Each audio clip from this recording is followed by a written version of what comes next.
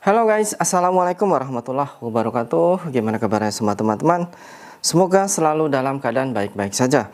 Oke, kali ini kebetulan di daerah saya, yaitu daerah Banjarharjo, Brebes ya. Sekarang tadi sudah turun hujan dan alhamdulillah agak sedikit dingin. Dan mungkin teman-teman ada yang berasal dari Jawa Tengah, Brebes, coba tuliskan komentarnya. Oke, kali ini ada sebuah kabar berita, yang mana berita ini sampai dirilis oleh Berita Taiwan. Dan ini mengenai tentang para pekerja migran yang bekerja di Taiwan. Dan ini sangat memprihatinkan sekali. Jadi untuk teman-teman tolong dengarkan video ini, dan mungkin yang belum tekan tombol merah ya, silahkan tekan tombolnya dulu agar nanti kalian apabila Suara TKI mengupload video baru, teman-teman akan otomatis mendapatkan notifikasi video terbaru dari tim kita. Jadi untuk teman-teman yang belum tekan tombol merah, silahkan tekan dulu ya. Oke, sekarang kita lanjut. Yang mana di sini bertemakan seperti ini. PMI Taiwan terjebak pinjol. Tak bisa bayar, dokumen sampai disita. Waduh, ini padahal di Taiwan loh guys. Kok sampai ada pinjol juga ya? Karena waktu pada zaman saya dulu, waktu masih di Taiwan ya, saya rasa nggak ada tuh yang namanya pinjol-pinjol seperti ini. Yang namanya TKI itu pinjam ke pinjol atau ke apa, saya rasa mungkin emang nggak ada ya. Paling kalaupun ada kebutuhan, pinjam dulu sama temen, nanti gantian bulan depannya temennya juga yang minjem. Jadi yang ada itu hanya seperti itu. Namun sekarang kok sampai aneh-aneh gitu loh, sampai apa ya, yang menggadaikan apa itu dokumen, ada yang juga sampai ini sangat mengkhawatirkan sekali. Yang mana di sini kronologinya, waspada pinjaman online atau pinjol yang merajalela di media sosial dengan target pekerja migran Indonesia.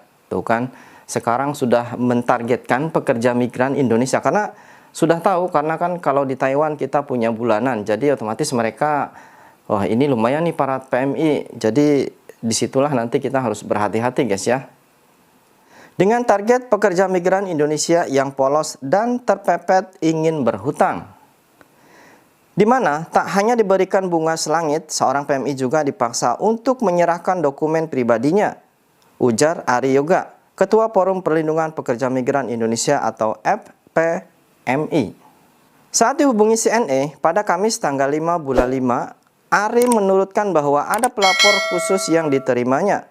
PMI yang tidak bisa memperpanjang izin sertifikat penduduk asing atau ARC, karena semua dokumen pentingnya dijadikan jaminan oleh pihak pinjol. Nah loh, ini saya yakin mungkin ya yang melihat video ini juga ada yang merasa seperti ini.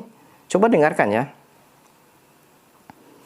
Ari menuturkan, saat itu ada seorang PMI wanita yang bekerja sebagai perawat lansia menghubunginya karena ingin mengadukan pihak pinjol tersebut yang telah meresahkan dirinya maupun majikannya. Bahkan pihak pinjol juga sempat mendatangi rumah majikannya dengan mengancam, sehingga majikannya sempat melaporkan pada pihak kepolisian, tambah Ari. Awal kasus tersebut bermula saat PMI itu dengan nama samaran Ani, jadi mbaknya ini disamarkan dengan nama Ani, membutuhkan uang banyak untuk berobat anaknya yang sakit, dan kemudian melihat di medsos ada tawaran pinjol yang cepat cair. Tanpa berpikir panjang, Ani menghubungi kontak tersebut dan singkat cerita pihak pinjol memintanya untuk memberikan ARC dan ia menyerahkannya. Waduh, ini yang sangat berbahaya sekali guys ya. Tak hanya itu, pihak pinjol ternyata juga memiliki sindikat lain yang beroperasi sebagai sponsor atau yang memperkenalkannya pada pihak pinjol. Jadi dia itu tadi atau Ani menghubungi pihak sponsor agar memperkenalkan kepada perusahaan pinjol.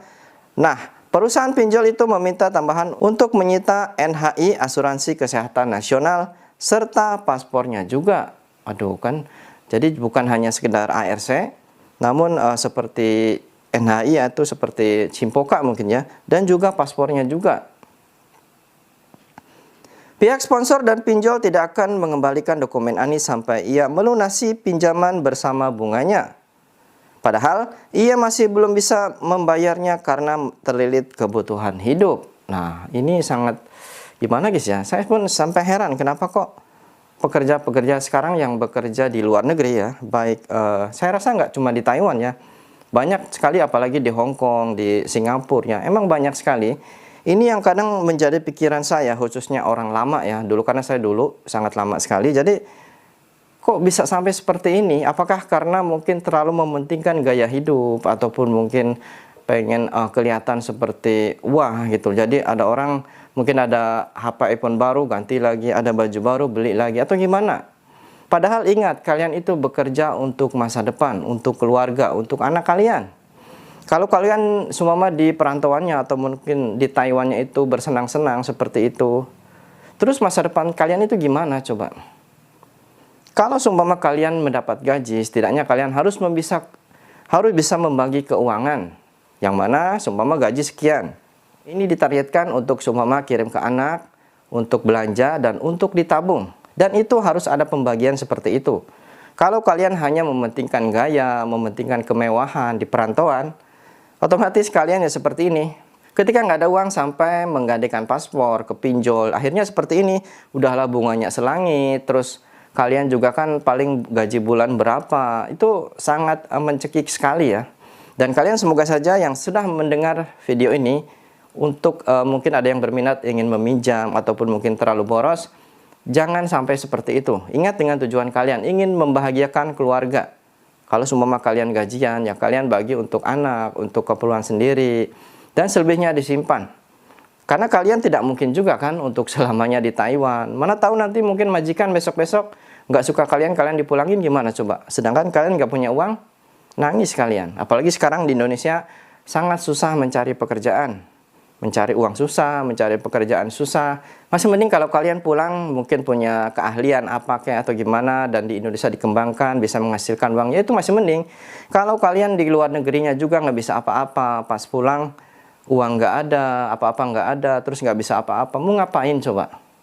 Nyesel kalian. Makanya di sini teman-teman, untuk yang bekerja di luar negeri, gunakanlah kesempatan ini, bekerja dengan rajin, simpan uang yang banyak. Untuk masa depan anak kalian, keluarga kalian, dan untuk kehidupan kalian di Indonesia. Saran Saputra, Suara TKI. Kita lagi antri guys. Ini kita mau siap untuk berangkat ya. Jadi di sini antri dulu. Kita berada di gate A6. Antri guys.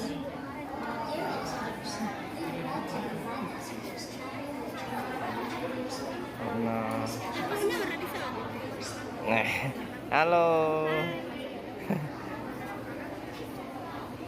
现在请豪华商务舱旅客经由天河优享通道登机，谢谢。